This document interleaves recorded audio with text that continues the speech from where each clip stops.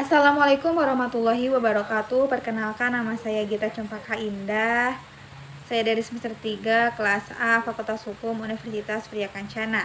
Di sini saya akan memenuhi tugas yang diberikan oleh Bapak Dr. Haji Dedi Mulyadi SHMH dengan asisten dosennya yaitu Bapak Dr. Muhammad Rendi Aridayandi SHMH dengan tugas yaitu mereview kembali apa yang temu tokoh nasional apa yang disampaikan oleh Dr. Haji Syarifuddin Hasan MM MBA yaitu Wakil Ketua MPR RI pada hari Jumat tanggal 24 Desember tahun 2021. Saat ini Indonesia sedang mengalami COVID-19. Dampak dari itu salah satunya dampak ekonomi. Negara Indonesia harus melakukan kebijakan-kebijakan, salah satunya kebijakan Invisible Height untuk mencapai ekonomi pasar Indonesia. Pertumbuhan ekonomi untuk semua kalangan rakyat Indonesia. Ekonomi pada pengangguran untuk mendorong lapangan kerja. Untuk pengangguran, ekonomi yang berpihak kepada kemiskinan untuk meningkatkan lapangan kerja agar penerapan lapangan pekerjaan meninggi. Pertumbuhan ekonomi infrastruktur dengan menggunakan teknologi yang canggih yang berpihak kepada rakyat. Pemerintah harus berkombinasi dalam pencapaian infrastruktur dengan kesejahteraan rakyat. Jika ekspornya tinggi, maka pencapaian ekonominya juga akan tinggi.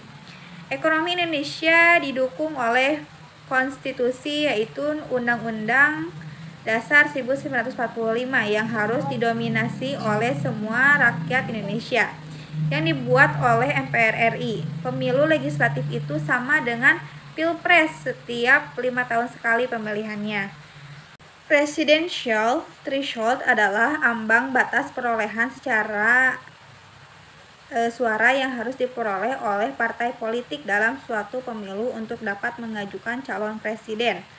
20% suara dari DPR atau 25% suara nasional. Parliamentary threshold merupakan syarat minimal perolehan suara partai politik untuk diikutkan dalam penentuan kursi di DPR. Tugas MPR yang pertama mengubah dan menerapkan Undang-Undang Dasar, yang kedua melantik presiden dan wakil presiden, yang ketiga melakukan mekanisme tentang pelanggaran presiden sesuai perundang-undangan. Yang keempat memilih presiden dan wakil presiden RI. Yang kelima, mensosialisasikan 4 pilar MPR RI yaitu Pancasila, Undang-Undang Republik Indonesia tahun 1945, NKRI, dan Bhinneka Tunggal Ika. Yang terdiri dari anggota DPR dan DPD. Negara Indonesia menggunakan sistem unikameral atau sistem satu kamar yang memutuskan semuanya yaitu DPR RI saja. DPD hanya untuk merekomendasikan atau hanya memberikan saran. GBHN atau garis-garis besar haluan negara, patokan atau haluan suatu negara yang tentang penyelenggaraan negara ke depannya untuk seluruh rakyat Indonesia. Presiden adalah tugas yang ditugaskan MPR kepada presiden sebelum GBHN dicabut.